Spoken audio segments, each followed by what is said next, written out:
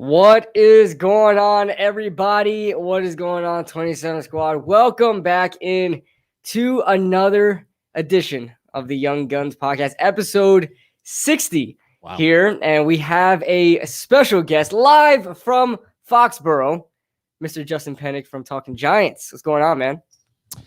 Fellas, what's going on? Thank you for having me on once again. Good time. I didn't think I was going to make it tonight, but we got ghosted. We got ghosted by a beat reporter who will go nameless. Got ghosted, and I'm glad that I'm here. Because I am in Foxborough. I was at Patriots practice today. Giants Patriots joint practices day one. Roasted in the sun for about 2.5 hours. Yeah. Practice was supposed to end at 12, but part of me does think that Joe Judge saw that things were not going well. And guess what? It wasn't just beat reporters being biased. The practice was a little sloppy today, but there's some reasons why. I'm not going to totally just poo-poo on it. But I have a feeling that things were not looking good, so then they extended some team periods by half an hour, but it was really, really good. It's really, really cool to be up here. I got my buddy Snacks up here who does Bleeding Blue with me as well. We're live streaming. We live streamed today and did like a 50-minute post-practice report on the Talking Giants YouTube channel. And then we're going to do it tomorrow too. After tomorrow's practice will go around 10 to 12, 10 to 10 a.m. to 12:30 again tomorrow. And then we'll be live on YouTube 1:30 p.m. recapping it also. But I'm glad to be here talking about, some preseason football and recapping today's practice again with you guys. How are you guys doing? Oh, yeah, we're good. Kush, how are you doing, man? We doing good over here as well, man. I was just very concerned with a lot of things I was reading about today's practice, from the scare, the injury scare with Adoree, to the fact that everybody was saying the offense had a pretty bad day, to, everybody saying just in general the team looks sloppy. What I'm saying? Like, today was very, very, I don't know how to feel about the Giants type of day. Yeah. Hey, Justin, by the way, it wasn't Art Stapleton, was it, that stood you up? No, it was not. It wasn't the god. If you want to just name beat reporters, then I'll eventually tell you who it is. But I'll give you a hint. It is a guy. Oh, who reports on the Giants, right? That narrows it down. He may or may not be a Giants fan, according to Twitter. I already know who you're talking about. Okay, it's not Lombardo. Okay. It's not Lombardo. Okay, because I'm about to say it can't be my guy, Mr. Art Stapleton. No. Art would never do that.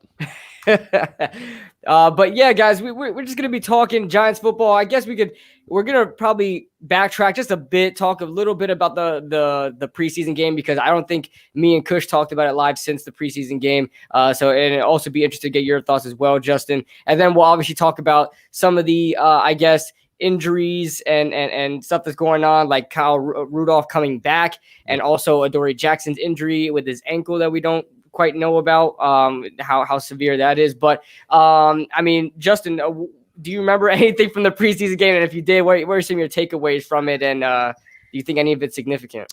Honestly, the takes from the preseason game mainly, especially if you're a Giants fan who's a little frustrated by watching the team the first 2 weeks of the preseason and saying, I don't know, we're not looking too good, looking a little sloppy, especially on the offense side of the ball. Just look up and down the positional groups and look at who started the game, and then look who played throughout the game. Really, the only offensive lineman that I see making the team who started and played in that game, especially the Browns game, let's say, because the Jets game, the starters did play. Jonathan Harrison, who had a really good game against the Browns. He did. Jonathan Harrison really held up his own. KB, I know you're an O-line guy too. So, if you want to talk a little bit about him, Jonathan Harrison had a really good game, held up his own. And then also maybe one of Ted Larson or Kenny Wiggins. That's really it.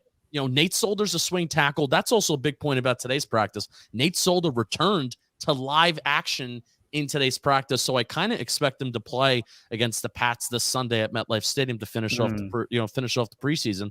So really, and why I even say one of Ted Larson or Kenny Wiggins maybe, because I really do expect the Giants to be active on the kind of open market, so to speak, when the rosters get cut down to 53. I think every single day, Dave Gettleman, pro personnel department in the Giants building, Joe Judge maybe is even a part of this process too. They are watching film of preseason games that are happening around the league, and they are looking at guys like in the second, third, fourth quarter who are playing, who are some guys that can possibly be cut that we can come up and we can swoop up in the waiver wire. And that's why these joint practices are also important with the Browns and the Patriots too, that any of those guys that impress during that week in those 2 practices, they get a pretty good look at those guys. And if any of those guys get cut, they can possibly be added to the Giants. And those guys can make the main 53-man roster. I know everyone likes to do their 53-man roster predictions, but especially for this offensive line, it may not be very relevant because new guys may be added to the mix, especially interior offensive linemen or offensive guards. Yeah, Jonathan Harrison, I liked his performance a lot, and I feel like a lot of people forgot he was on the team just because of how long he stayed on the pup, and he came off, and I was just, I don't know if impressed is the right word because I wasn't sure exactly what I was expecting from him in my mind before I saw him during the Cleveland game, but I was definitely happy with it, and I'm just like, you know what, that's a solid backup center right there. I'm happy we got him. Yeah. And he's a guy that we kept from the regular free agency period, I guess you could call it, unlike Zach Fulton, who we unfortunately could not keep. Kenny Wiggins, like you were saying, this time around was not a liability. During the Jets game, in my opinion, he was a complete liability, both when he started and when they put him with the tools. He just didn't look good on either, with either group. This time he looked all right. He was serviceable. Ted Larson, number 69, nice, also looked nice as well. I mean, the entire offensive line, and it was just the second team was what I was really looking at because that's really the only part that I'm truly concerned about. But the second team looked fine to me, and I thought that's a major improvement from how terrible they looked, in my opinion, during the first week of preseason. Yeah. Before I give my thoughts, quick shout out to everybody in the chat. Big play, Slay in the building. Joseph Balby, Mike Nixon, good old Mike Nixon in the building as well. David A.V., Edward Chan, what's going on, guys? Joseph Balby, if I didn't say your name already. Joseph, what's going on, guys? And Nate's in here too. What's going on, Nate? But yeah, it's as far as the second preseason game goes, it was such a refresher compared to the first preseason game. And it's not like the Giants played phenomenally better in the second preseason game, but it was a lot easier on the eyes to watch, man. Yeah, it was a lot easier on the eyes because even though, I mean, you look at how many points we scored as a total, 13 points, doesn't seem like a lot, but I feel like the Giants were moving the ball a lot better, especially in compared to the first preseason game. Like we saw some good throws from both quarterbacks, and that's really the thing I wanted to see, not necessarily the quarterback play, but the quarterback play kind of translates to what we can see from the wide receivers, because we weren't really able to evaluate these wide receivers in the first preseason game because the quarterbacks threw for a combined total of 92 yards. So there's not much from the wide receivers you could really look at, but you got a good look at some of these receivers in the second game. So they were able to make all the right catches, make all the right throws, and they had the ball moving on the ground a bit too. Not too great, but they were still able to move. Devontae Booker had a little bit of a redemption there. Yep, but defensively, I don't really know what to take from the defense. Go ahead. Carter Coughlin. Yes, for the second week in a row. Week in a row. And again, you look at guys on the defense that are going to make the team, right? O'Shane Ximines had a good game, but that's also expected. Like we should really expect at this point, if O'Shane Ximines is out there playing against the Browns' second string offensive lineman, he should be expected to own those tackles, and he did. So good on him. Let's see it when you get out there against the first string guys. But Carter Coughlin, what's impressive about him is that he's transitioning positions, right? Mm-hmm. Going from the edge rusher. He was an edge rusher at Minnesota. This first time that he's playing interior linebacker since his high school days. He was actually recruited out of high school to be an interior linebacker. And supposedly, I didn't really know this. Is kind of, I guess it maybe came out after he transitioned positions. I think the Giants actually imagined him as an off-ball linebacker last year, but because of the dwindling edge depth that we had last year with Golden being traded, Ximines getting hurt, Carter getting hurt, and we were playing Cam Brown and Carter Coughlin as like our edge starters last year when those guys were 6th and 7th round picks because they just had no other choice. So I think they actually initially imagined that this would be his role because he doesn't necessarily have the strength of a prototypical edge in today's game. So you put him at interior linebacker, and what he's able to do is he is able to bring that quickness that he had at the edge spot, plus the pass rushing moves. Carter Coughlin for a 7th round pick, has really, really some cool pass rushing moves. He's smart. He's a really smart guy. Yeah, from guys that you don't even see from earlier rounds. Like usually, you're taking guys with insane athleticism that you're hoping can develop those pass rushing moves. But no, he had those pass rushing moves. He was just a little bit undersized. So he's bringing that to that interior linebacker spot. Had some coverage reps. He had a bad pass interference call, but he's playing aggressive. He's not playing conservative where, this is both in the run game and pass rush and also in coverage where he's playing aggressive. He's not leaving guys wide open. At least that pass interference call, he didn't allow a catch, he didn't allow a completion, and it's just a 10, 15 yard penalty. So he'll get the coverage reps, he'll get used to it, but he is such a weapon where this guy, I really don't think this is an exaggeration. It may be. We could look back at this a year from now and it can be. This guy can be like a Kyle Van Noy, where Patriots have that guy back on their roster right now, where he can line up in the inside, he can line up on the outside as an edge rusher, and he can be like a do-it-all player and another weapon, another Swiss Army knife for this Patrick Graham defense. I'll say this on Carter Coughlin, just on how good of an edge rusher he was. You were talking about, his hands and how good he is with movement on the edge. Shout out to OGR, a former Giants content creator. He was the first person I ever saw talk about Carter Coughlin. And when he was talking about him, he was saying this is a guy that should go in the mid rounds, not late rounds. He was saying Carter is actually a talent that should be going around the 4th round.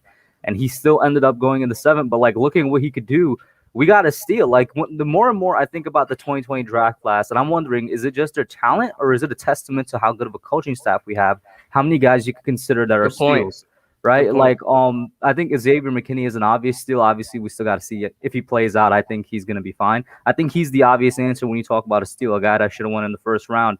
Then you got Carter Coughlin. Tay Crowder at this point, I think, is 100% a steal because he was the last person taken in the entire draft, for God's sakes. You think through it. 2020 is Matt Purdy still? I guess we'll have to wait and see. But I'll say Shane Lemieux is a steal because he's about to be starting at guard for us. It once again also remains to be seen how he pans out. But as a starter, what was he in the 5th round? I think we got Shane Lemieux. I'd say that's a steal, right? I mean, there's a lot of people, and it goes back to something I continuously harp on. The Giants 2020 draft class, in my opinion, helped out their team more than any other draft class did their team that year, if that makes any sense. Yeah, and value. Why I think you see that is, there were still 2 draft picks that missed. Chris Williamson was a miss. TJ Brunson was a miss. And you know what? That's not the worst thing in the world. But when you have so many lottery tickets, so to speak, you are more likely to hit on those lottery picks if you have a bunch of tickets. And that's what the NFL draft is. And this year, you're looking at this draft class. Well, we only had 6 picks. Gary Brightwell, he's a guy that you're not exactly excited about because he's mainly a special teams player. So then you're looking at 5 players where you're putting a lot of your eggs in your basket versus 10 picks. And even if 2 of them don't necessarily hit, so to speak, you still have 8 guys that could possibly be contributors. And that's what we saw. And that's exactly what we have this upcoming year, depending on what we want to do, a quarterback, blah, blah, blah. But they have the options and they have the lottery tickets in stores, so to speak. So you're more likely to hit on whatever you want to invest in. So that's why that 2020 draft was so cool. It's because that Snacks is currently crawling under the shot. I see him. He's getting show the Pinot Grigio, Snacks. What up? Hey, it's Andy Dalton.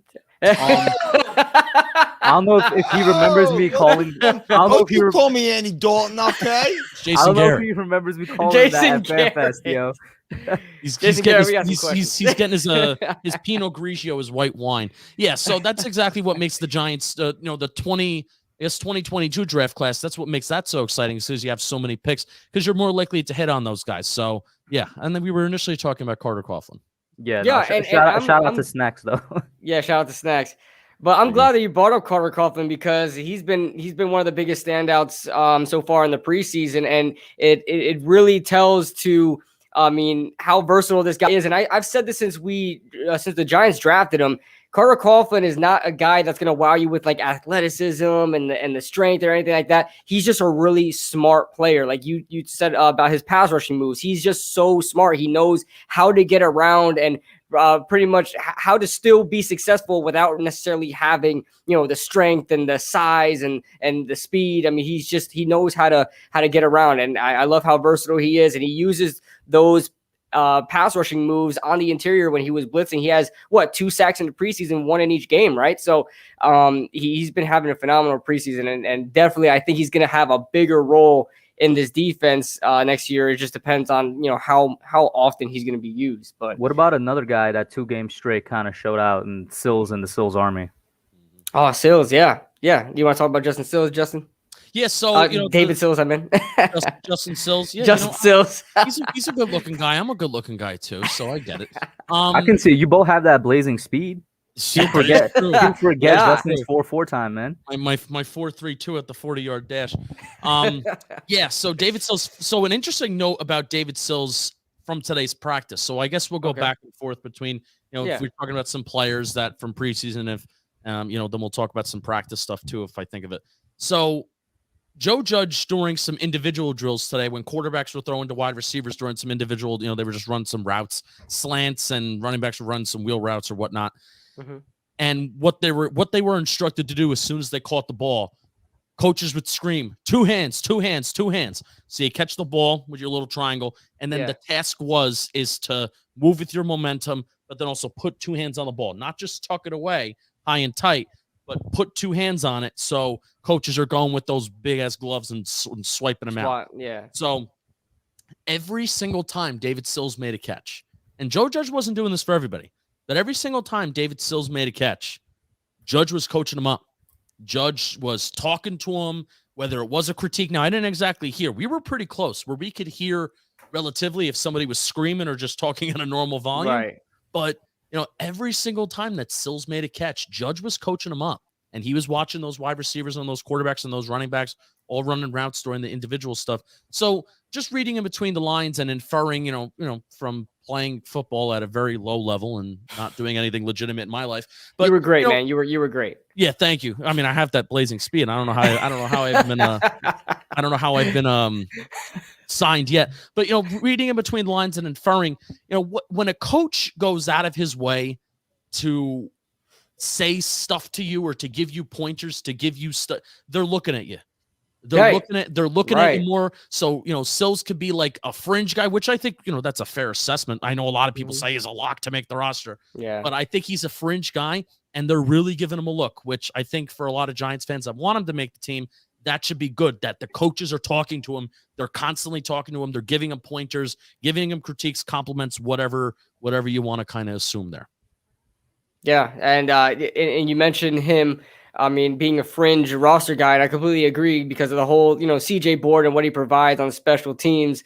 John Ross as well. But if there's like one spot remaining and CJ Board is on, like, what do you think is not exactly what we want to happen, but the most likelihood of David Sills actually making the roster, because CJ Board provides a good deal of special teams, because you have guys ahead of him on the return roster like Kadarius and Odori, but they have injury issues. CJ Board could be a guy that fills in those spots on special teams. Do you think that will make CJ Board get the nod over David Sills?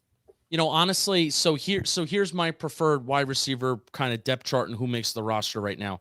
Mm-hmm. I would like to see Galladay, Slayton, Shepard, Tony, Ross number 5, and then Board number 6. Okay. That's what I posted. Mm-hmm. That's what I'm going right now. A lot of people are going to be mad that I don't have Sills on there, but guess what? I'm not going to be mad if Sills makes this team. He is an exciting player, but also you have to look at it. The case against CJ Board is, well, how many special teamers do we need? We just traded for Keon Crossan. Cam Brown is our gunner. Where did that come from? Right. I don't know. That's weird. He's first of all, he's ripped and he is fast. He is fast. That does not surprise. And he's also strong. He has that linebacker edge rusher strength. Shout out to the Giants coaching staff for taking Cam Brown, an inside guy, and moving him outside, and Carter, an outside guy, and moving him inside. They actually moved. So a little note about the last preseason game too. For a few snaps, they moved Cam Brown back to interior linebacker. Really? Which he played at Penn State. Mm-hmm. Yeah. Mm-hmm. So Cam Brown got some reps towards the second half, and he was actually back at the inside. And that's, like I said, that's what he did at Penn State. So, but mostly he's going to be a special teamer. So he is our gunner, and he has been really good at it too. He's making all these tackles. So it's the question of, well, how many special teams guys do we need? And also David Sills does play special teams. Now, does he do it better than CJ Board? I don't know. And why John Ross, I think, should be that number 5 guy, if healthy. John Ross can return kicks. So if we're talking about, will CJ Board is our kick returner. I want to put fastest 40-yard dash in NFL Combine history back there, and I want him returning kicks. That's what I would prefer, you know? Yeah, I completely agree. And it's just like I would definitely prefer David Sills over CJ Board if we had, Kadarius and we had Adoree healthy and like you said, John Ross healthy, and they're out there returning kicks, but their health is so up in the air. And it's just hard. It's just hard to kind of predict if they're going to be healthy. So I don't know. That's why I feel like CJ Board will probably stay on the roster. Is Justin frozen? Justin, you good? Oh boy. There we go. There we go. There we go. We see it.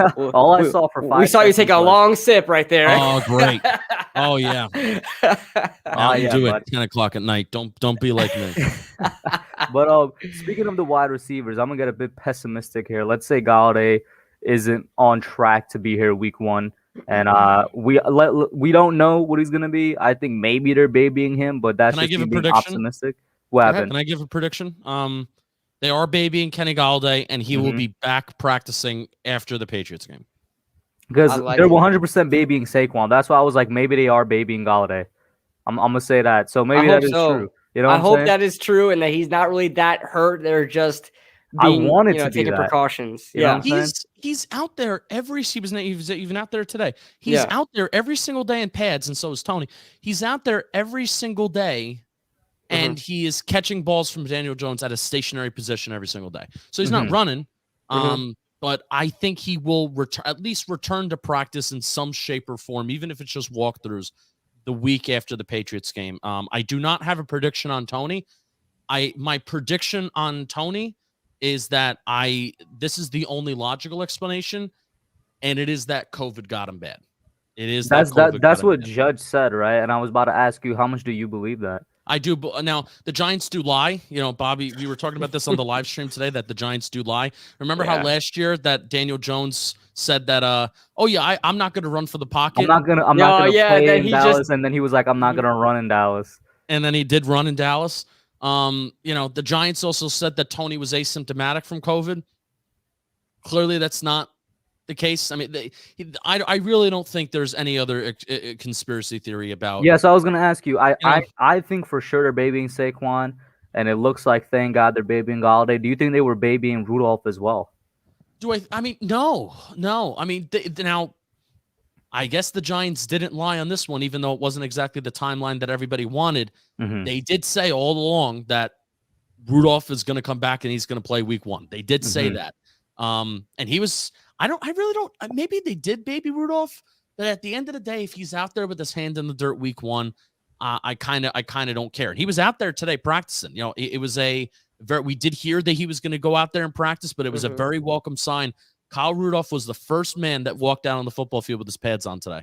He's huge. He's like Bobby Skinner size. 6'6", and he's a tall dude with the left sleeve tattoo, and that's how you recognized him.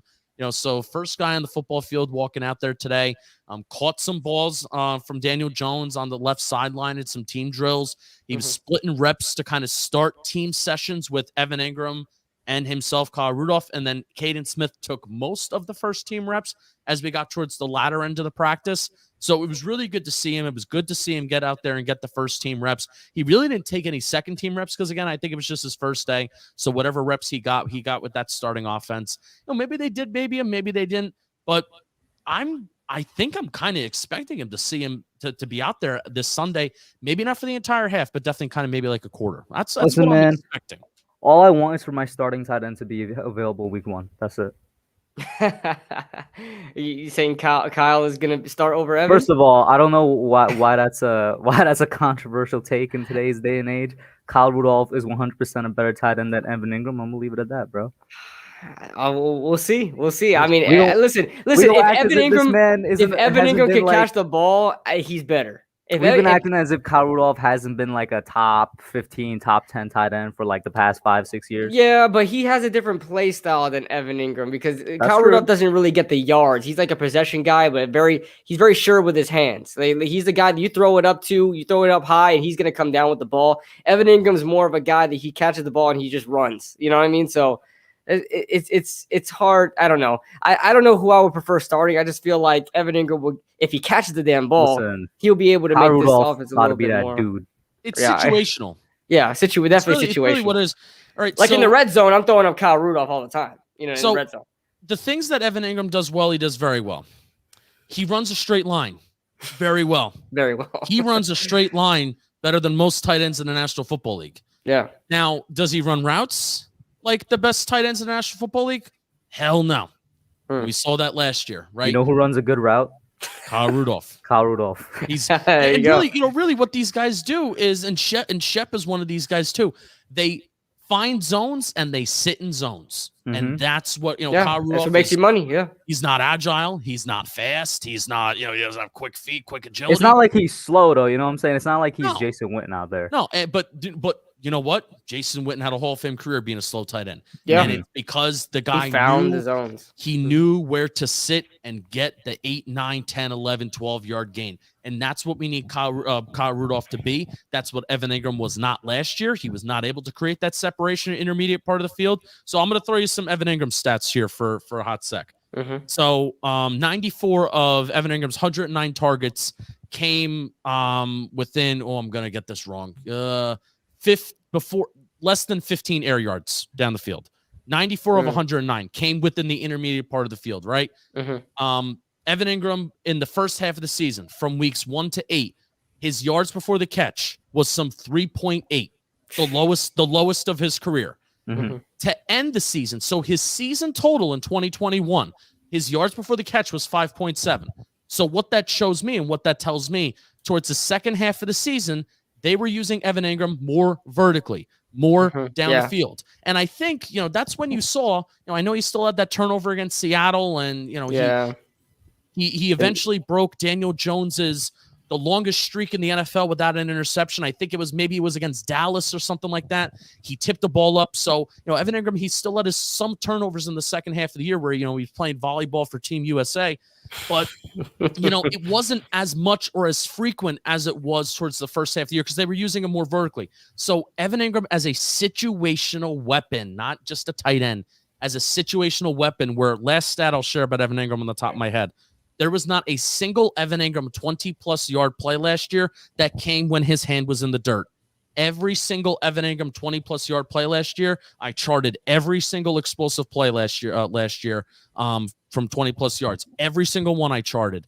And there was not one that came when his hand was in the dirt. It was always when he was lined out wide in 11 personnel.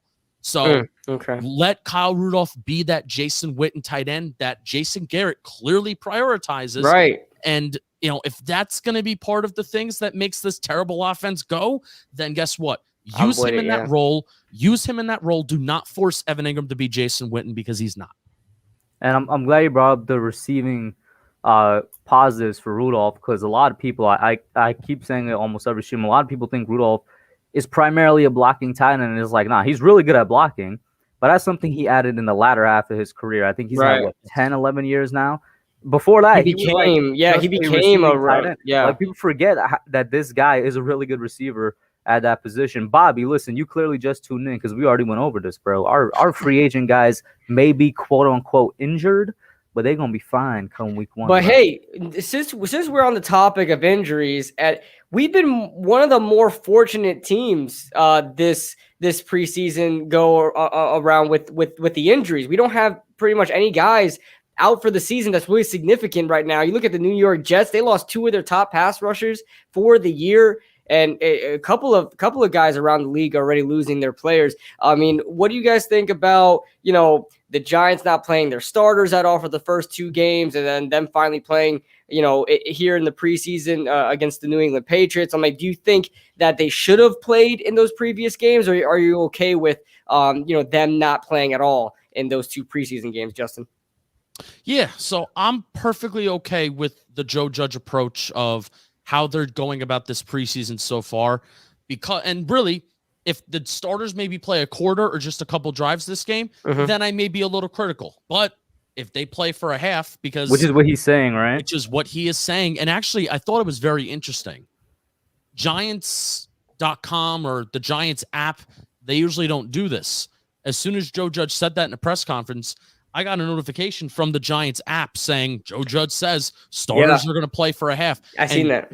You know, they usually don't do that with like the news pieces like that. Well, they did it. They want their fans to know that, hey, even though our starters really haven't played that much, Daniel Jones hasn't taken a snap yet this preseason, our starters are going to be out there. You know, the reason they wanted their fans to know, right, is because NFL-wide and even Giants-wide, when it comes to fans, a lot of people were against it.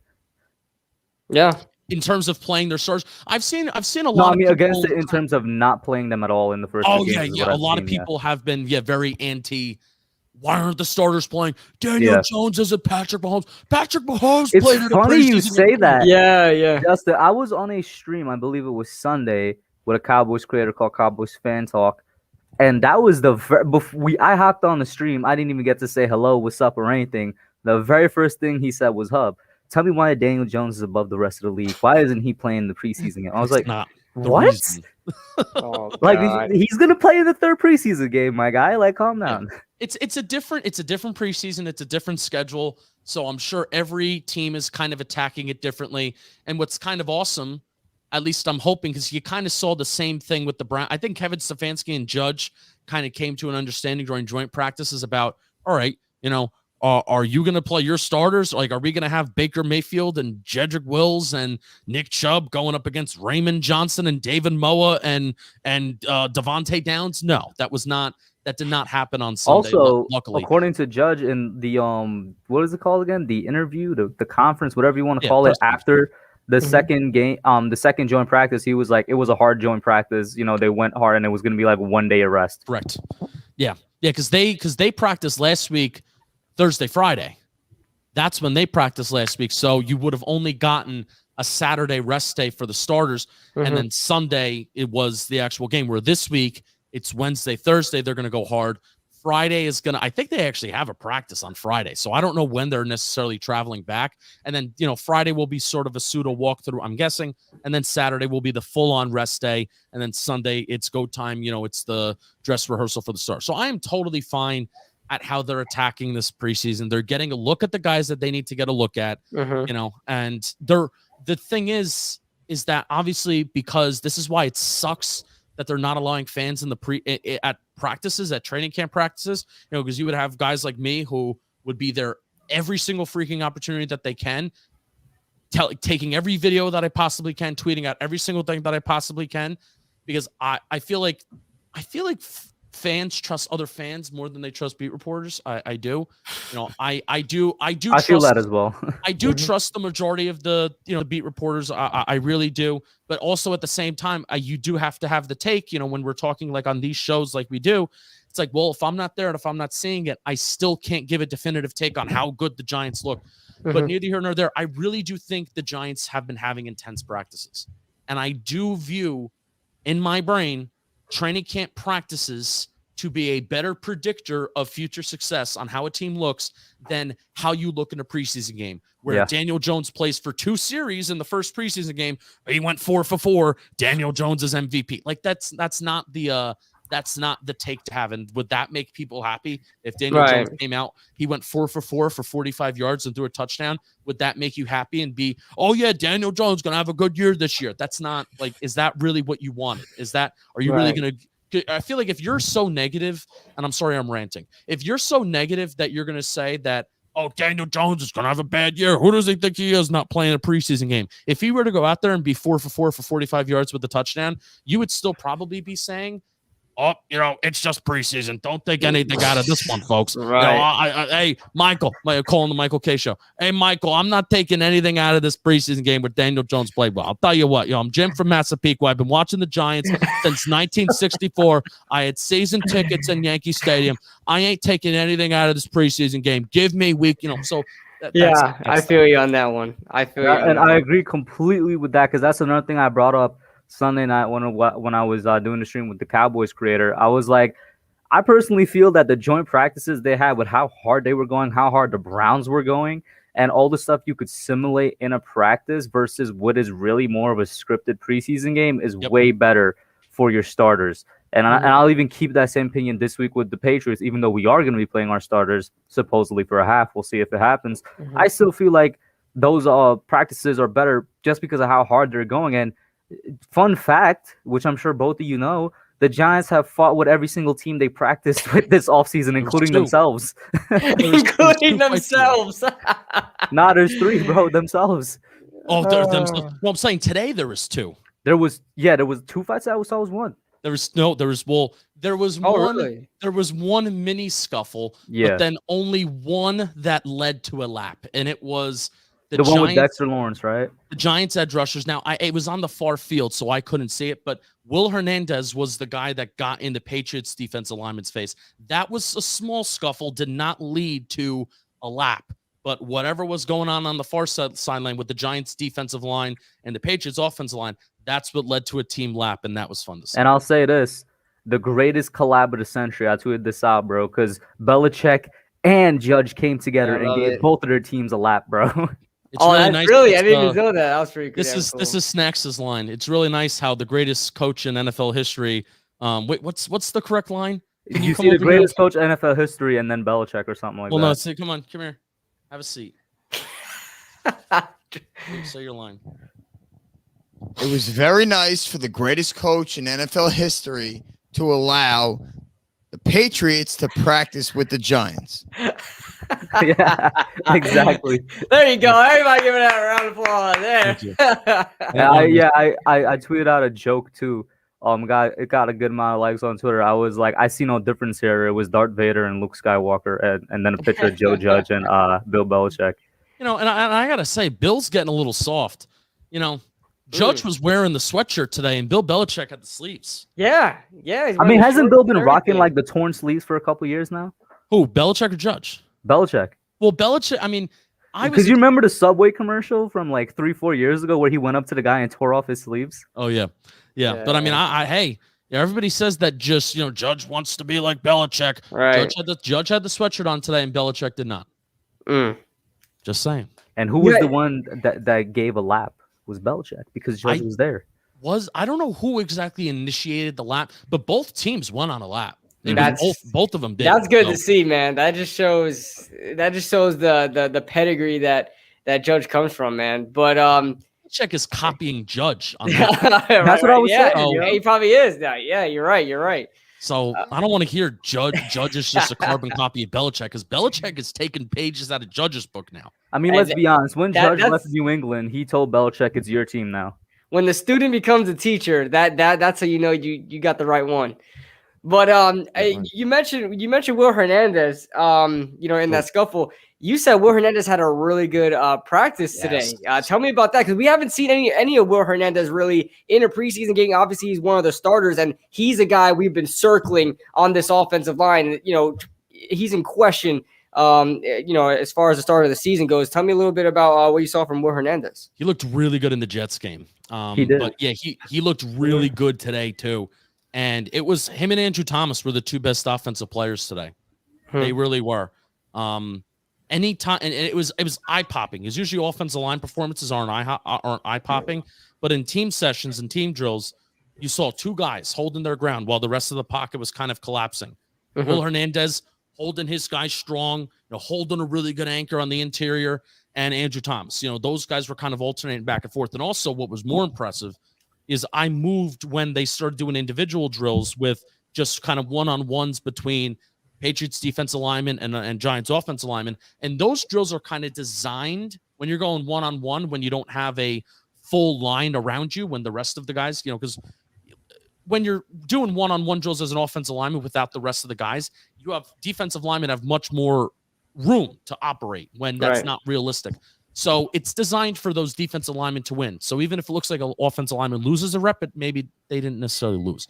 But Will Hernandez won those reps, and he won those during those one-on-one drills. And it was very, very impressive just to see him anchor down his quickness, his strength. I mean, he did shed some pounds this year, post him getting COVID, fully recovering from that. Glad he kind of fully recovered from that.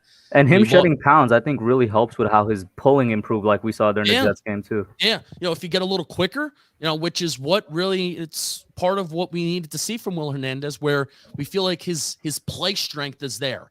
It's not Quentin Nelson. It's nothing absolutely, earth shattering, but it's kind of like that mental side of the game where sometimes the speed of the game is lacking for Will Hernandez. I mean, you saw it during that FanFest clip that everybody lost their minds over, and when Daniel Jones threw that interception. Well, Will Hernandez let just a linebacker just kind of run right in on what would have been a sack on Daniel Jones without him throwing that ball to nobody besides a white jersey. But neither here nor there, he looked really, really good. It was him and Andrew Thomas that were the two best offensive players for the Giants today. So it has been a very, very welcome sign to see how he has performed and how AT has performed, and that, we're expecting that out of AT, so it's not like it's a surprise. We're expecting that out of AT, but it's been a really welcome sign where, he's been having better practices than Nick Gates. So there's a potential where we could be ending the year saying that Will Hernandez is the team's second best lineman.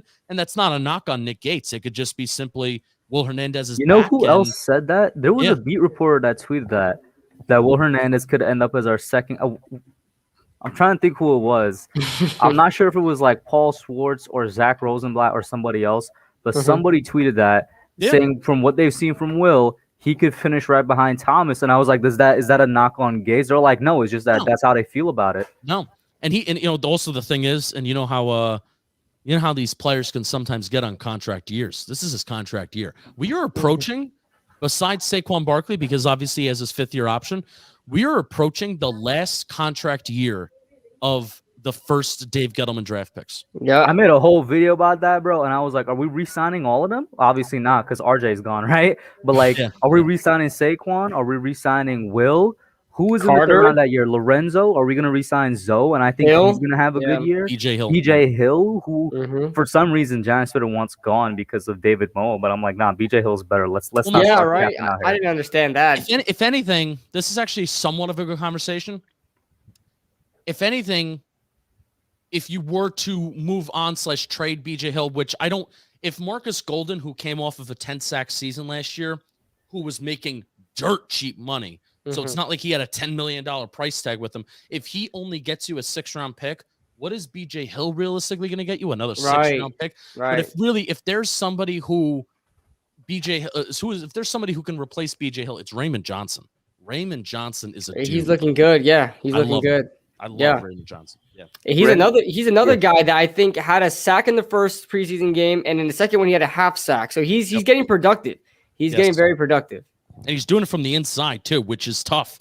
It's tough to be productive from that inside, and also he's got that 91 on. You can't just be any Joe Schmo wearing that 91 jersey being a defensive lineman. So let's remember Avery Moss now. Let's remember Avery Moss. Legend. That we got to ask you about Adoree', bro. That happens. Yeah. So what did you see Adoree' get hurt or So what's going on with that? So it was a big play. It was him and Darnay Holmes, and it was a beautiful Mac Jones throw, beautiful catch. And it was a big play. Wound up being down at the 1-yard line, and both guys on the offense side of the ball. Who was the wide receiver? You know this.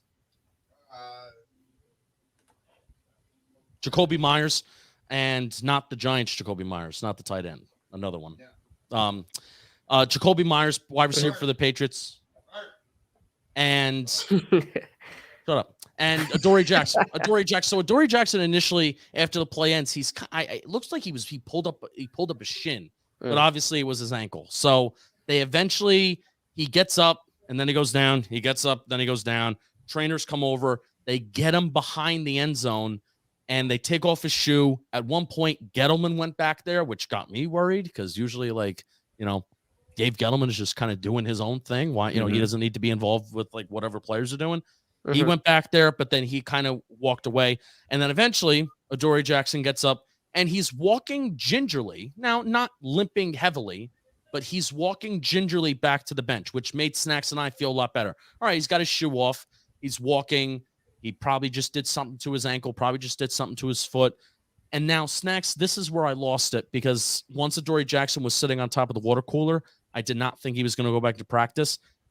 Apparently, he went back in. Okay. No, he didn't. That was earlier. Oh, got it. So he came back on the he went off the field earlier. Then he went. That was the second. So that was his second injury of the practice. So the last update that we have is Adoree' Jackson was walking off of the field. So he walked from the back of the end zone back to the Giants sideline, which is about, you would think 60 some yards, 60 yards back to the water cooler to sit down. And I think that's a good sign because at least he was able to walk on it before the swelling really kicked in. So it was an ankle sprain. So now it's just a matter of, is this a high ankle sprain, which is more severe, or is it low ankle sprain, whatever kind of ankle sprain you can get? We are hoping it is not a high ankle sprain, but Pat Leonard, which I don't know, again, the Giants can lie. So Pat Leonard came out and tweeted and said, oh, Adoree Jackson could practice tomorrow. There's a chance he practices tomorrow, which I would put that, Snacks would kill them, and then I would give up an insignificant body part if Adoree Jackson practices tomorrow. Like, that is how confident I am that he won't practice. But however, it is a good sign that, the fact that there's reports coming out that he may be back at practice tomorrow, I don't think this means that this is a terrible injury, which is good. Yeah, it could be one of those situations as well where one of these players tweaks something like a Kenny Golladay and they just hold him out, until week 1 and kind of baby him, like a lot of people have been saying for other players, kind of baby him and make sure nothing is too serious so that he's ready for week 1. So obviously, if he doesn't practice, I'm not going to lose any sleep if he doesn't practice tomorrow and, get ready for week 1 because that's going to be right around the corner. So, is it anything you want to bring up, Kush? In terms of Adoree, no, I was just really happy because, well, first of all, today was my first day back at college because the semester started today, and I spent like a good 5 hours there. So everything that was happening in Giants training camp and all the tweets about it, I was seeing like a little late. So when what's up, Justin? So when I went on to Talking Giants and I saw that Adoree Jackson was injured, I was like, ain't no way, bro. This is not happening right now. But then like the very next tweet I saw, because once again I'm seeing everything late, was like, oh, they say he should be fine by week 1. It's like an ankle sprain or something. I'm like, all right, if that's the case, bro, baby him too. All right. Right. That's what I'm saying. Just baby him too. So as far as week 1 goes, kind of fast forwarding a little bit to week 1. Wait, let's not fast forward. Oh, you don't want to fast forward? No, the Giants had a terrible practice today. Tell us about that. Yeah. Oh, Justin, you got to talk because you were saying that these practices are a better indicator than these preseason games of how this team is going to look in the future. How did this team look offensively in today's practice? All right, so a little bit of a side note as to what they were actually doing in today's practice. A lot of 2-minute drill, a lot of third down work, and a lot of red zone work. So you kind of have to keep that in mind. Especially, I think it's more important to consider that when you're looking at the defense compared to the offense, because the defense, you look at Mac Jones's completion percentage, and it's like, well, it was like 87% on like 40 some attempts. So you have to consider that. Third down, if it's a 3rd and long, obviously you want to allow a completion maybe to a check down, and then you come up and you make the tackle, right? If it's a 2-minute drill, it's kind of the same thing. You want to avoid the big play. That was kind of how the Giants operated last year. Avoid the big play, come up and make the tackle and prevent the yards after the catch. All right, so that's we'll talk about the defense, but the offense, it was not good. It was certainly not good. Really what the main issue was, guys, common theme from last year too. They're not able to push the ball down the field, and I can't tell you, based off of today, this is something that Snacks and I were this is one of our main notes to look out for. What weapons did they have on the field, by the way? What weapons did they have on the field? So like I said, it was they were alternating between Rudolph and Ingram in the beginning, and then Caden Smith was the main tight end to kind of end off the practice. There was a tight end that was out there from Ohio State, which don't even know his name. I think we picked him up. Just picked him up. Yeah, they just picked him up, and because the tight end depth is kind of low key outside of those main 3. We don't really have like a 4th tight end that we can kind of really go to. Right. And they just cut 2 of them. They just cut 2 of them too. Yeah. So. I mean, Rice and John just went down in IR, and then Cole Hicatini was just cut too. And Cole Hicatini was everywhere during camp. I was kind of really looking forward to seeing him. Yeah, me too. But anyway, I think he got waived injured though. Yeah, he waived injured. So all these guys are getting hurt. So if that's why it's really important that Rudolph comes back, because the Giants probably would have had to gone on the waiver wire to get a tight end. I don't think they trust the guys that they have in here, but neither here nor there. Offense, they just can't move the ball down the field. Shepard was out there a lot. Darius Slayton was out there a lot. And really, they weren't really running with 3 wide receivers, like with 11 personnel. They were running with 2 wide receivers, a tight end. And the tight end, like Caden Smith, he would be motioned out just as a wide receiver. So they weren't really spreading the fields a lot. And again, when you're running a lot of red zone, when you're running a lot of 2-minute stuff, third down, I think that all kind of goes with it. So my question to you, based off of that, is: do you think they did that just because they're like Judge's guy? He's like he wants to see what you do in certain situations. I think we've seen that from Matt Cole being at cornerback. Like you said, the last game he moved Cam Brown back to inside linebacker. I feel like he just wants to put players in different situations just to see how the team would play in that point. So do you think he did the one tight end, two wide receiver set just to see how that situation looked, or do you think it's maybe because we didn't have three wide receivers they were confident in or something like that? I'm sure it's a combination of a lot of things. But still, what really, again, not being able to push the ball down the field. I don't care who you have out there, really. You got to be able to throw the ball down the field and not just check it down. And I'm not saying this as an issue like, oh, I'm worried about it now because it's practice and training camp. This was an issue that was just stemming back to last year too. Like, I'm not like Giants fans shouldn't be concerned about this offense because they're having a poor preseason or they're having a poor training camp. Let's just say I'm more concerned about the offense because they had a bad year last year. So those are the same problems that are kind of stemming from last year. Some offensive line troubles. Daniel Jones did take some sacks today. Where they were coming from, sometimes it's tough to see, but he did take some sacks today. I know Matt Parrott had an okay day. I wouldn't call it a great day. Wouldn't call it a bad day. Matt Parrott had a great day. Nick Gates was little, I don't want to say sluggish, but he certainly was feeling the heat a little bit. He needed to be cooled down and he was a little dehydrated at some points. So it was a tough practice. It was a very, very intense practice for sure. But what we're going to look out for tomorrow is looking at route concepts and looking at route combinations. And is it Daniel Jones that's just missing some routes that are going down the field?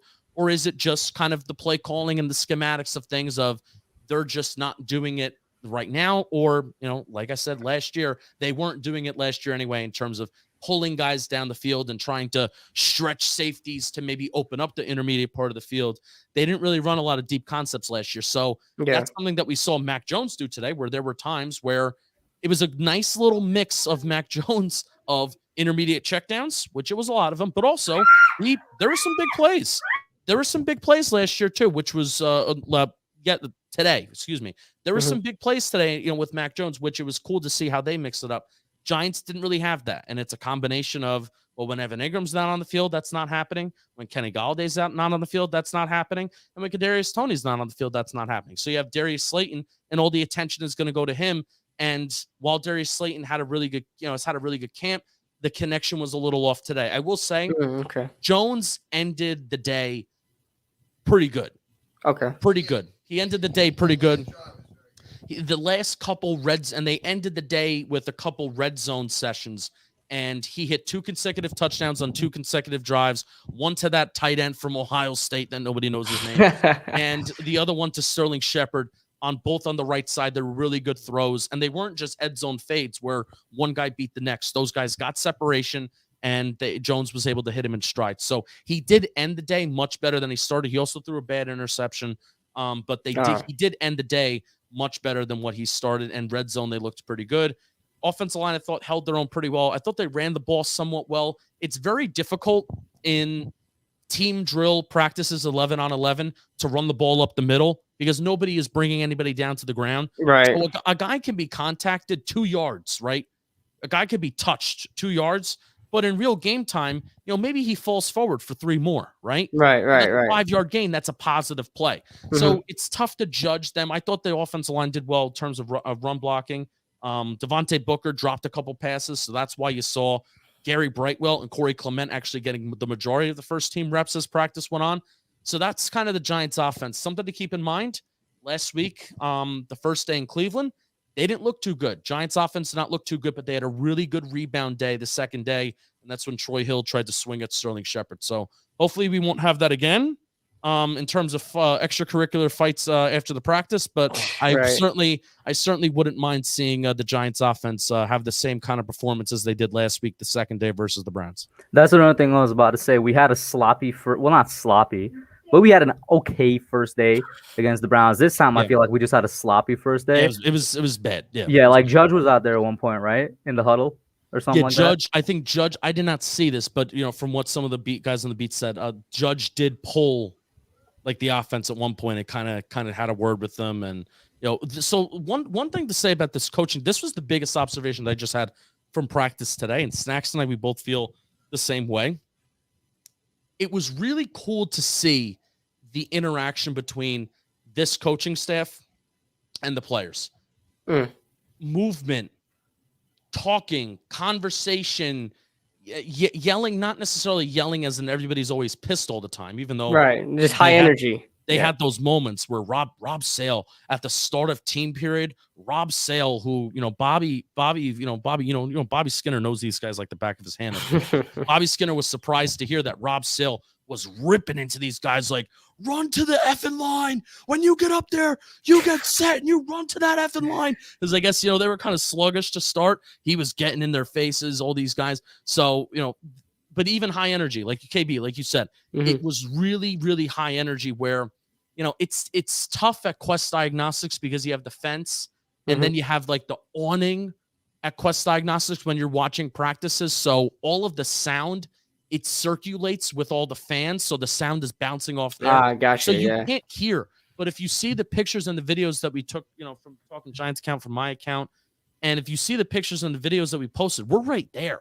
And the Patriots really created such an awesome atmosphere for fans to watch practice because you are right there. And we got a chance. Jerome Henderson, the DB's coach, the secondary coach, very, very active with this players and very, very vocal, coaching these guys up all the time. Rob Sale at one point, I loved seeing this. Rob Sale at one point was just breaking down how to get into a 3-point stance and how to do, your pass protection steps, like choppy steps. He was just breaking that down. And, we got a chance to see that. My favorite line of the practice, and this was as soon as the final whistle blew, Joe Judge screams, "On the hill!"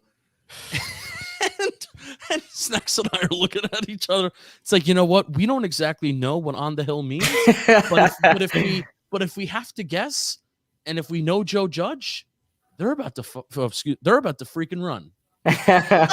Incline running, bro. Yeah, and yes, they did. The Patriots just took a knee. Belichick said his words. They walked back to the locker room, and the Giants went to the hill. You have something to say? Come here. Yes, I do. And I didn't say it on the live stream before, but I was dying at this. Yeah, man, fuck over. It's literally gonna take 30 seconds. So, how you guys doing? First of all, great show. You guys appreciate it, man. Appreciate it, man. Thank you. Of course, but we were talking about like Joe Judge and everything like that. The Giants defense led up a drive that would literally be probably a minute and a half. Mac Jones went boom, boom, boom, boom, boom. And I was watching Pat Graham. I think you were tweeting out a video or something, like trying to like embed a video or whatever. And I heard Judge goes, "Pat, come over here."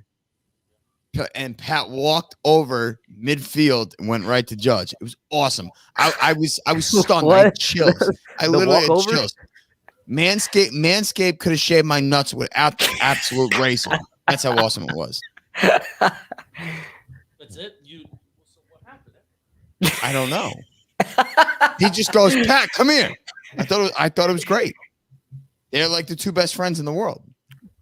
They are. Listen, man. Yeah. Snacks is just loving the bromance, bro. Loving it. I loved it. No, I don't want to. No. You guys are absolutely killing it. I'm enjoying the shit out of this. Thank you.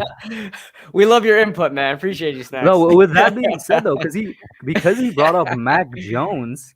Did Mac Jones tear up our defense? I don't know, but let me get to the super chat real quick, just so it's been up for a little bit. Tudo Azur, thank you so much for the super chat. My Italian is terrible, but he says, "Saluti paisanis, drop by to turn on the lights and pay our proper respects. And for all the Giants fans around the world, slap all Eagles fans losers." I appreciate that, Tudo. Yeah, he's always great with the Eagles jokes. But keep going, Kush. What'd you say? Yeah, I was gonna say. So Justin, because Snacks brought up Mac Jones, I want to ask: Did he tear up our defense, as people have been saying? Mac Jones, who? Yeah, Mac Jones. Like I said, to kind of start off with the whole team thing. So, 2-minute drills, third down, and red zone. So you're gonna allow checkdowns. I mean, that's kind of like what the NFL is. And that's what Patrick Graham was last year. And one of the notes that we're going to have for tomorrow is both offensively and defensively, we want to pay more attention to the schematic point of things. Because if Patrick Graham, if they were running a lot more zone and cover 3, you know what cover 3 is, you're dropping basically, you have two, it's either 2 deep safeties in a corner that's dropping back. You have one safety, 2 corners that are dropping back. It's almost like a prevent defense without playing prevent defense because you want to prevent the big explosive play. And Patrick Graham ran a lot of that last year, where during the preseason, you don't really want to take a lot of schematic notes away from preseason games because the schematics are pretty simple for the backups. But, they were running a lot of cover 1. They were playing a lot of man coverage. And in a way, I anticipate Patrick Graham to play more man coverage this year because you have Adoree Jackson, James Bradbury on your boundary corners, and those guys should be expected to take care of the men that's across from them.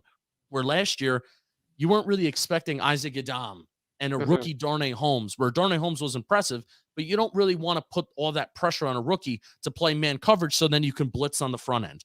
I expect a lot more of an aggressive defense this year where you're blitzing more and you're playing man coverage on the back end. But again, 2-minute drill where if you want to prevent the explosive play, are you playing more cover 3 and then you're allowing checkdowns? So there was also a decent amount of throws, and I was kind of happy with this too, where there was a decent amount of throws where corners were giving really good efforts on trying to make plays on the football. So Sam Beal actually made Sam Beal made actually a pretty good effort to make a pass deflection. It just didn't work out. Be honest with me though. Would you have kept him on the 80-man roster? We should have kept him where? No, I said would you have kept him on the 80-man roster? Oh, I mean, why not? Because also you can never have enough Kanas as Dave Gettleman likes to say. So I'd certainly rather cut one of these Jackson Barton, Jake Burton, over. Yeah, we just can't afford it. Correct. We can't afford it because of the depth. You're right. Yeah. So, but there was also a play where Logan Ryan could have made a huge hit, and I mean like hit stick Madden Ray Lewis, like holy crap. But he went for the interception, but then at the last second kind of pulled up because he didn't want to break a finger because there's an incoming Patriots tight end, in the middle of the field where he kind of pulls up. He doesn't make a hit. He doesn't make an interception. He kind of pulls up and then it goes down as a catch. So, Mac, don't get me wrong. Mac Jones and this Patriots offense looked pretty good today, but there could be some other reasons that are, behind the scenes as to what Patrick Graham and what they were maybe trying to call schematically that allowed those checkdowns. And like I said, they also were slinging it across the field because the times at which Patriots receivers were open, they were open. And it's not like they were playing man coverage where somebody was just trailing behind them and then they were getting kind of tackled or shoved or 2-hand touched afterwards. They were open and there was yards after the catch opportunities. So that tells me if you're playing soft zone, then you're going to allow, some catches over the middle of the field and stuff like that. So again, tomorrow, that's 2 of the things we're going to check out. Today we were kind of looking at some individual players, seeing what we can find. Tomorrow will be the day where, we're going to look at schematic stuff and we're going to see how exactly how are these guys kind of attacking practice schematically, and does that actually matter? We'll see. We'll check it out tomorrow. Yeah. Speaking of corners, what do you think of Rodarius Williams? I know a lot of people really off the rip when he was lighting it up in practice, people were saying, "Oh, well, if a guy like Adoree Jackson goes down, that he could fill in his place immediately." But we all kind of got humbled by that kind of in the first preseason game. He was letting up a lot of catches. Played, I guess, a little better in the second preseason game, but I know he was like moved to the slot or played safety a little bit. I mean, what do you think about Rodarius Williams as a 6th-round pick, and what do you think about his progression so far in training camp? It is so tough to play corner in the NFL, and especially as a rookie. And as a 6th round, I don't even care if you're a 1st-round pick. Right. Jeff Okudah was like the most polished prospect last year, and he struggled heavily and he struggled mightily. Yeah, great example. So really, it really does take. Wait, hold up. Shoney Michel was traded today. As in Shoney Michel, the Patriots running back. I did not know that. Oh, he was? The Rams. He was traded to the Rams because the Rams hate draft picks. That's hilarious. Yeah, they do hate draft picks. They replaced Todd Gurley. I know it's a couple years later with another Georgia running back in Shoney Michel. Well, yeah, how do you like that? Wow, yeah, so that was crazy. So another cool note.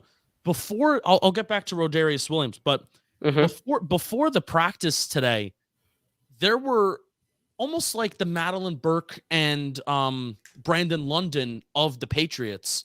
The team personality.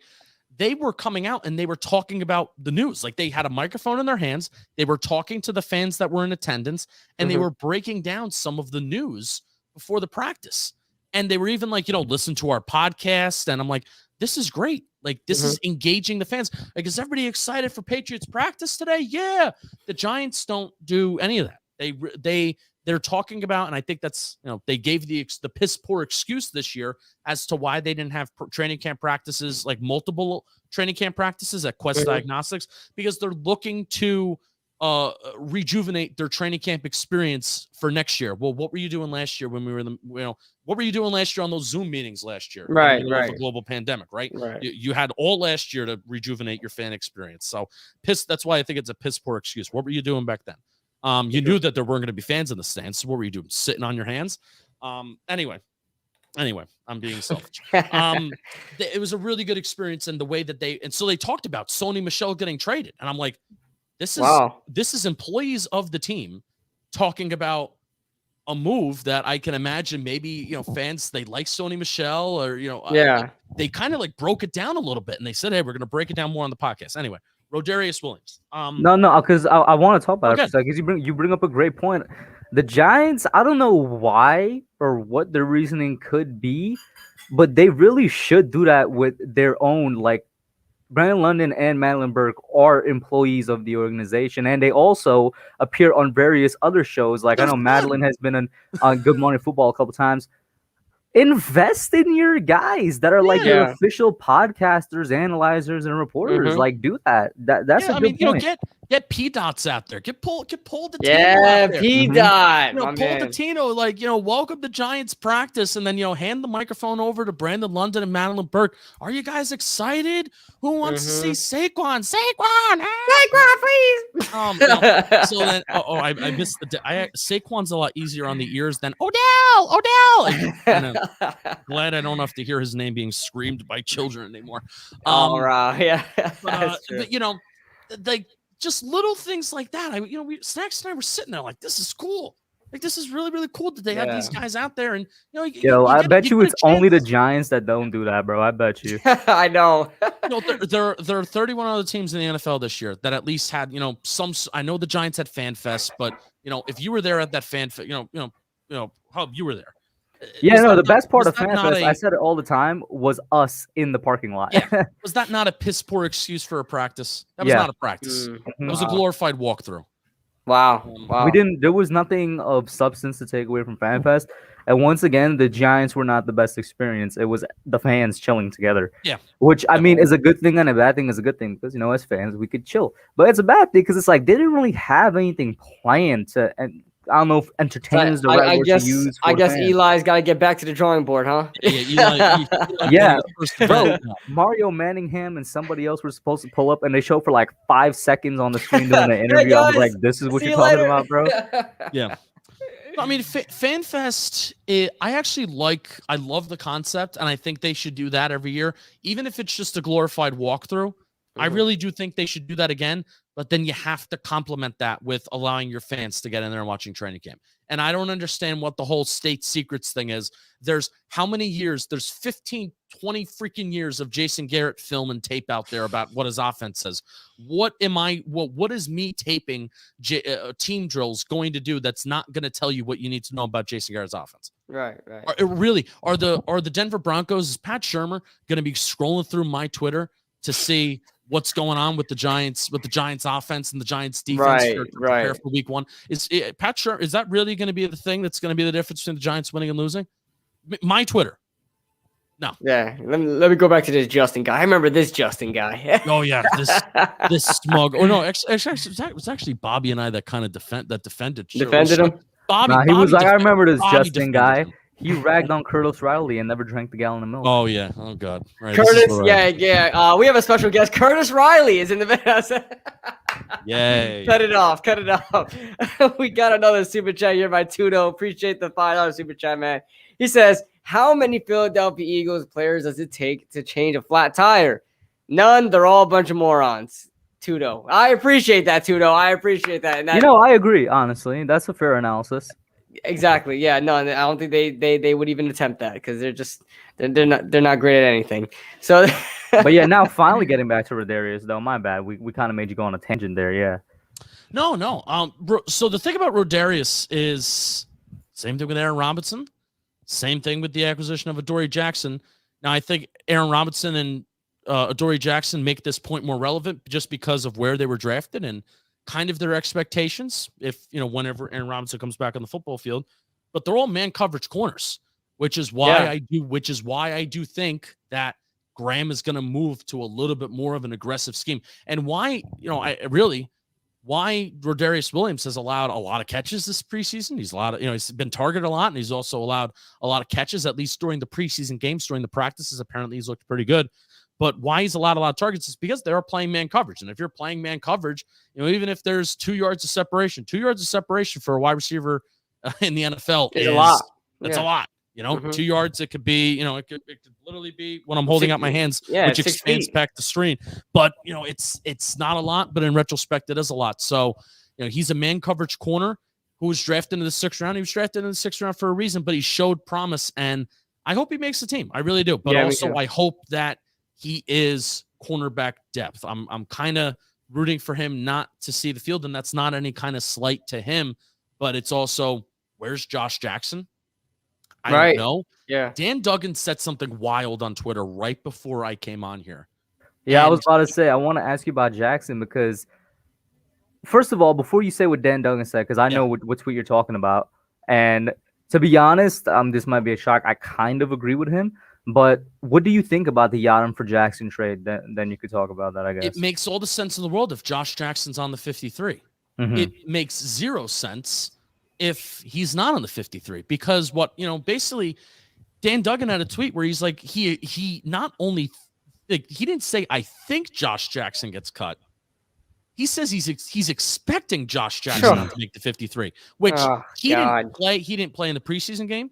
And he hasn't been out there practicing. And I don't know if there's a plan for him to even appear. Like, this guy, did you trade for him while he was injured? And is there a plan to waive him while he's injured? See, that is so weird because Isaac is decent. Isaac gets too much hate. Yeah, he gets too much hate. He was a really, like, when I would watch film for the Giants and I casually just watch the defense and I see Isaac Yadam. I mean, sure, he let up a lot of catches. I mean, there were a lot of times that he was getting mixed up in the zones. He didn't really know where his response. He kept leaving his zones constantly. But Isaac Yadam in some games would have really good passive defense, had really good defense, and I mean he was a lot better of a player than he was at Denver, and I think we got a good deal for him. It was so questionable to me that we traded for a guy that started very highly regarded in the NFL, then moved his way down for like Isaac Yadam. Kind of ascended while Josh Jackson was descending is very strange to me there. And then now Josh Jackson's not even on the field. No, that's a huge question there. Yeah. So why you like the Josh Jackson trade is because he was a 2nd round pick. Now I think Yadam was like a 3rd round pick. Yeah. But clearly, and I like to think that this is the case. Again, you want to read between the lines. You want to infer. Patrick Graham was the linebackers coach in 2018 in Green Bay when Josh Jackson was a rookie. And coaches always believe that they can get more out of a player. I can get more out of this guy. I watch this guy. I see what this guy does.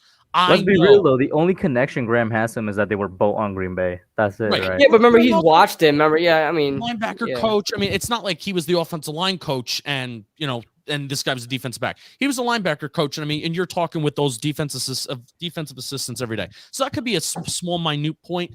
But you look at a guy like Josh Jackson where you're right. Isaac Yadam did hit that ceiling last year, but I think the Giants saw and they said, you know what?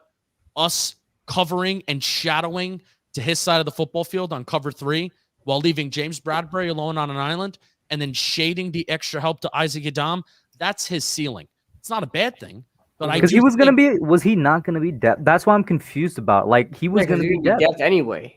Right. But Josh Jackson, I think he can, if on the team, he has more man coverage experience. And again, this is just more of a sign. It's more of a sign that this is where Graham may want to go. But If he's cut, then basically we're talking about Keon Crossan for a 6th-round pick. Which I don't. Tell me your thoughts about that one. I don't that understand. One I straight up don't like. Josh Jackson is still to be determined. But I don't like giving up a 6th-round pick for a guy that I look at him. He has like 60% of his snaps on special teams. I don't mind it if Josh Jackson's on the team. That's the thing. No, with Keon Crossan, though. No, yes. I don't mind giving up a 6th-round pick for a corner if Josh Jackson's also on the team. Because basically, here's what you did. If Josh Jackson's on the team, then you acquire 2 depth corners, one who could be special teams, one who could be a depth corner. You acquire 2 cornerbacks for a 6th-round pick. Mm-hmm. I don't hate that. But so everything depends on Josh for you. Right. So I don't view those 2 moves as the same, but also at the same time, it's like, well, the Giants got 2 players for a 6th-round pick when really, wasn't Gary Brightwell a 6th-round pick? So if the Giants and Joe Judge are kind of set on having at least 1 pick in the draft every year devoted to special teams, I don't mind trading that pick away. It's like, like who right. If they're gonna draft a player that doesn't excite me every single year in the 6th and 7th round because they play special teams like a Gary Brightwell, then just trade that pick away to a guy that definitely can play special teams, and we know it for a fact. Mm-hmm. And Keon Crossan is that. And Dave Gettleman also mentioned that Keon Crossan is a guy that can provide line of scrimmage help in terms of, I think, coming up and playing the run as a Kana too. But it all does depend on Josh Jackson. If Dan Duggan is hearing something, which like you said, he hasn't even been like in practice like that. No, it will be very head scratching, because then guess what? If Adoree Jackson, let's just say we're in a bizarro, crazy world of he's not ready week 1, then we're talking about Mondre Harper, Montre Hardage, and Rodarius Williams rotating at cornerback 2. And I'll tell you what, that scares me a lot more. I would be very scared. Yeah, right. That's what I'm saying. What is the timeline on Aaron Robinson, bro? Like, he's been out with his abdominal thing for basically the entire offseason. Is there any timeline? He's got to start on a pup. He's got to start on some pup. Him and Ellerson Smith, because they haven't, at least Tony and Galladay are like standing on the side. They're at least in practice. They're at least in pads and they're standing out there. So that's why it's like, everybody's asking about Tony. Well, Tony's in pads and he's out there and he's talking with the media, blah, blah, blah. They're just easing him back eventually. But Ellerson Smith and Aaron Robinson, they haven't even been out there. So I would be shocked if they're spending a roster spot on 2 guys that have not stepped foot in training camp yet, who are rookies, who are both seen as kind of developmental picks. I thought, Aaron Robinson, if healthy, he was gonna go out there and split reps with Darnay Holmes. Mm-hmm. He really was, and he's a physical guy. He plays the run a lot better than Darnay Holmes. And Darnay Holmes is a he's a nasty dude. He's willing to get his nose in there, but he's a small guy. He's just so small. Mm-hmm. Aaron Robinson is definitely more physical. So they're definitely gonna have to start the year on whether it's an IR, pup, something that they're not taking up a roster spot where I think there's an IR list where you can miss the first 6 weeks of the season and not count as a roster spot. That's the pup, isn't it? Yeah. So I always say on Talking Giants, you're going to wind up on some list. That's what I say. Tudo with another $5 banger. He says, if by any chance you come across any Eagles fans with missing teeth, you bet they've definitely had a taste of Italy, but certainly not cannolis. Oh, wow. Tudo, I guess you're suggesting that you have physically assaulted an Eagles fan. That's because Jersey's. That's because people from New Jersey are Italian, and people like snatch somebody who's an Eagle fan in the face. Oh no, well, Tudo's from Sicily. He's our resident Italian. He is. Yes, I love Tudo. Tudo's the bomb. Tudo, thank you so much, Tudo. Paul in the building. What's up, Paul? What's up, Paul? How's everything going? How's everything going? I'm gonna say, man, KB. He's not right, man. That's all I'm gonna say. He's a Dallas fan. He's a Dallas fan. Oh man, no. But man, I guess we pretty much knocked out all the topics I really wanted to talk about here. But I do have one more question about today in training camp. We covered Line, Hernandez, a little bit of Thomas, mentioned here and there. The offense, the up and down, defense, whatnot. How did the linebackers look? I feel like that's the only thing we didn't talk about. How did the linebackers for the Giants look today? Yeah, Blake Martinez got back there. And I think he would have, had a sack. It was actually pretty cool in Cleveland. They were blowing the plays dead if you got a sack. They did not do that here. So it was tough to see. It's like, oh, if somebody gets a sack, then it's like, well, I don't know, because they're not touching the quarterback. So I think Blake Martinez actually did get back there for a sack. It was nice to see him practicing. We haven't seen him. We just flat out haven't seen him, because not due to injury. It's just because he just hasn't played throughout the preseason. So it was nice to see him. Carter Coughlin was pretty much solely getting reps with the second team. It's not like I don't think he was getting any reps next to Blake. It was tough to see on the defense side of things. They let Mac Jones throw it. They barely ran the ball. Mm-hmm. They barely ran the ball. So you're talking about, again, you have your either linebackers who are running or in coverage. I think Blake Martinez might have allowed some. So basically, they exposed our linebackers' weaknesses. What you're saying? Yeah, I'm not even gonna say that. It was just not it wasn't a day where it was like big takeaways for linebackers, because if they were running the ball more, then you're talking about linebackers coming up and making the play. But dude, they were just letting Mac Jones kind of air it out, and it was either kind of like a check down to the sideline, and then you're getting yards after the catch, and a corner or safety's coming up and making the play, or it was kind of in the middle of the field, and then you have, again, corners. Big day for corners, big day for corners, big day for safeties. Like I said, Blake had a pretty good practice. I think he let a catch here or there. But Blake, he got back there on a sack, and I know Carter Coughlin was out there. He was getting some interior linebacker reps. I saw him that there was one rep where he made a good move to get on the inside when he was blitzing up the A gap. Lorenzo Carter, actually, they did this last year against Chicago, where they were lining him up at interior linebacker, because typically he's an edge rusher. Mm-hmm. They were lining him up as an interior linebacker. Yeah, I heard that. He did that again today. He did that again today, where, before it was cool for all of our edge rushers to be an interior linebacker, Lorenzo Carter did it first. Trent Harris has been lining up an interior linebacker. Cam Brown did it. Wow. Yeah. Trent Harris did it against Cleveland. Oh, wow. Okay. They had him lining up as an interior linebacker. He's an edge rusher. So really, anything that can help you make the team, which is being more versatile, they're going to have you do, because right now, I think, so this is kind of a surprise cut, possibly, even though Ifedi made some nice plays today. Ifedi Odenigbo, I think he's going to get cut. Whoo. Oh, I just realized I was muted. You know why I think he's going to get cut? Trent Harris played him out, outplayed him the entire offseason, a guy you just talked about. Yeah, you're right. I think Trent Harris has 100% completely outplayed Ifedi, which is a surprise to me. And it's the fact that now they're, again, it's the more you can do, and when a coaching staff kind of tests you, like playing different spots, it usually means that maybe they're seeing something and they want to see a little bit more out of you. Versus Ifedi, like he's the leading sack getter in the edge room, and he missed like his entire rookie year.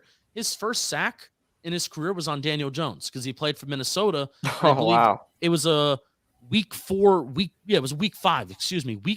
against the Giants in 2019, where Ifedi Odenigbo got his first career sack. So between then and 2020, he is the leading sack getter on the Giants roster right now, which is kind of wild to believe, which also tells you that our edge room is not that productive. Right.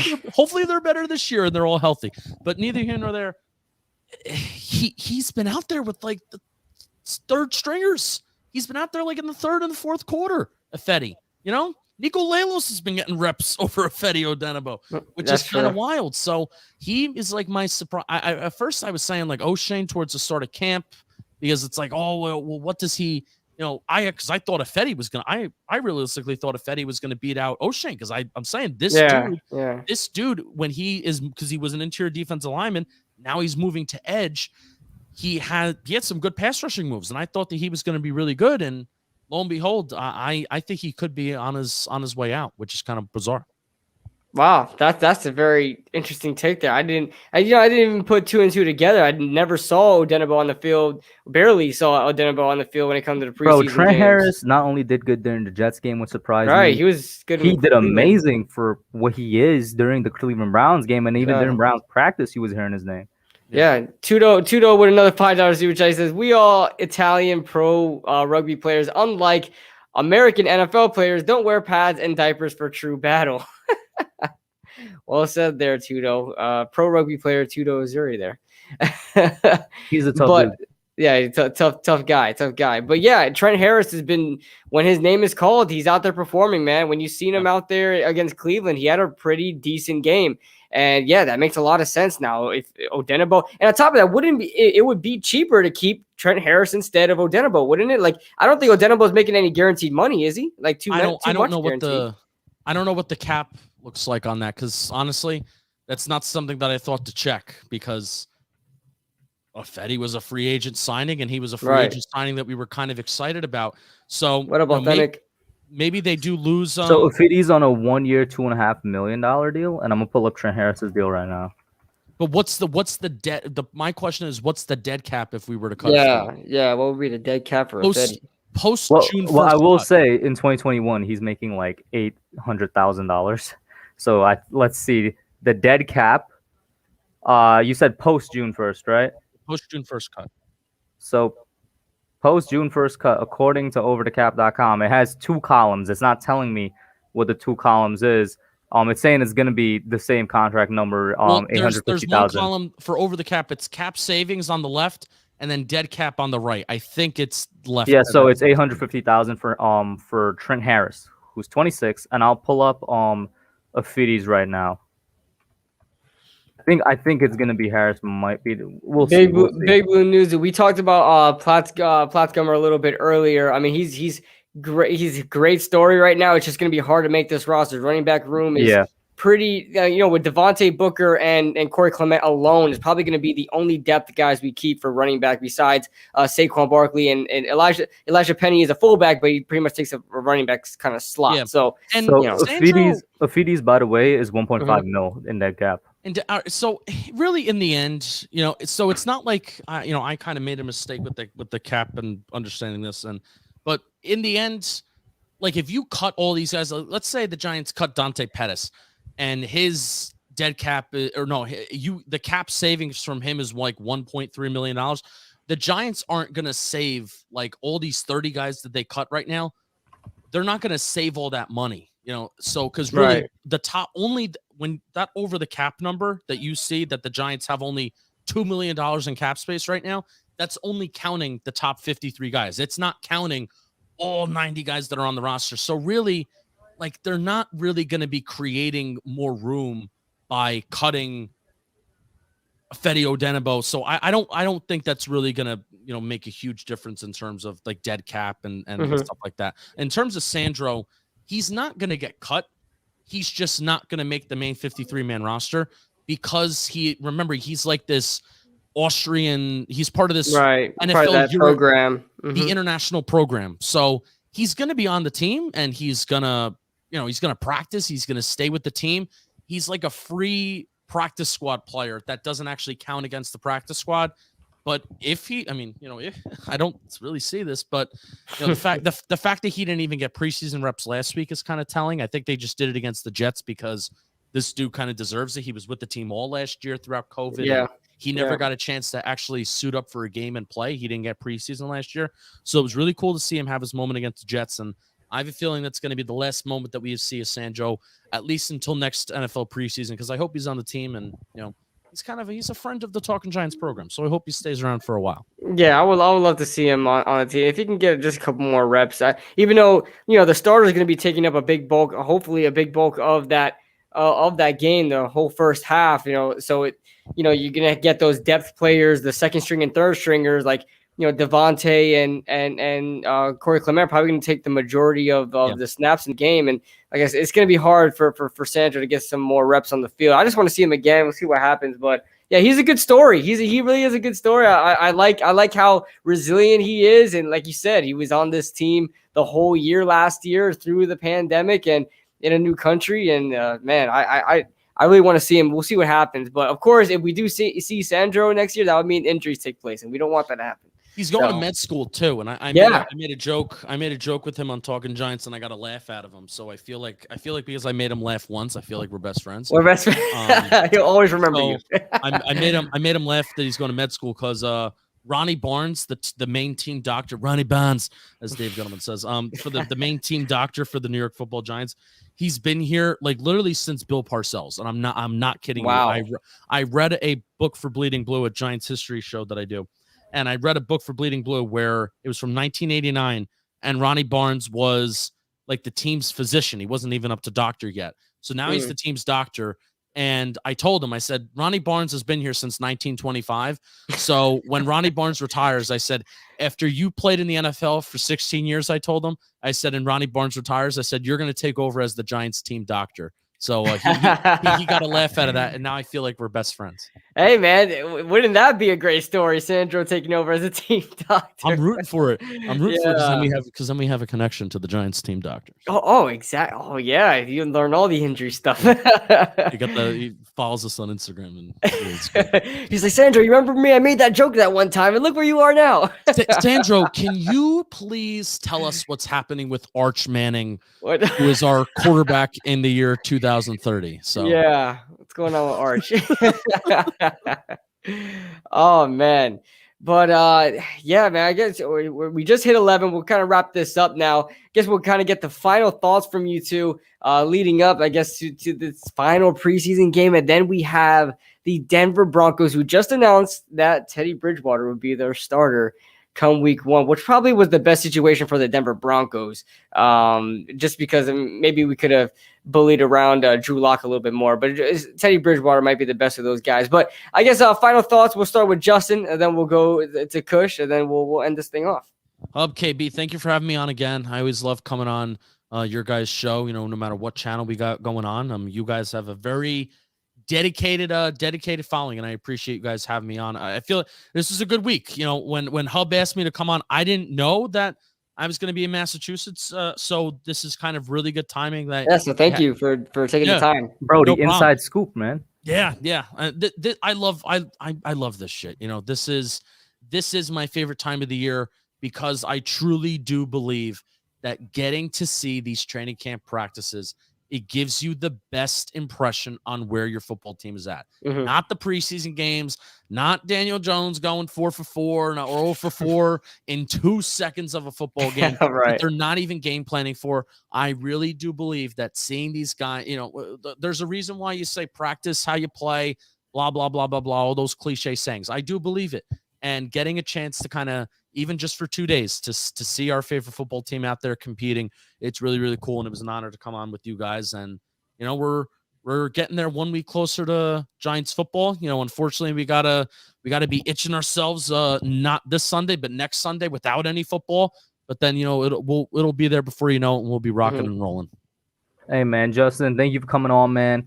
You know what I'm saying, bro? Shout out to you. Shout out to Talking Giants. I love having both you and Bobby on. It's always a blast talking to you guys. And like you said, it worked out pretty well this week that happened. You guys were going to be down in Massachusetts because you brought a great perspective, a lot of great points. And I can't wait for the season, man. I really cannot wait for the season. Like you said, next week I'm definitely going to be bored. I don't know what I'm going to do on the weekend next. What was I doing a couple weeks ago, bro? I can't even remember what I was doing on the weekend a couple weeks ago. I'm going to be doing something, though. But, yeah, man, as always, it was great, man. Thank you. So that being said, you guys can find Justin on Talking Giants. The link is in the description below. Also, the link to his Twitter is in the description below. Make sure you guys follow Justin. He's a great follow on Twitter. I'll tell you guys that much. So for me, Kush, and Justin Penik, this has been the Young Guns Podcast, and we'll see you guys next time.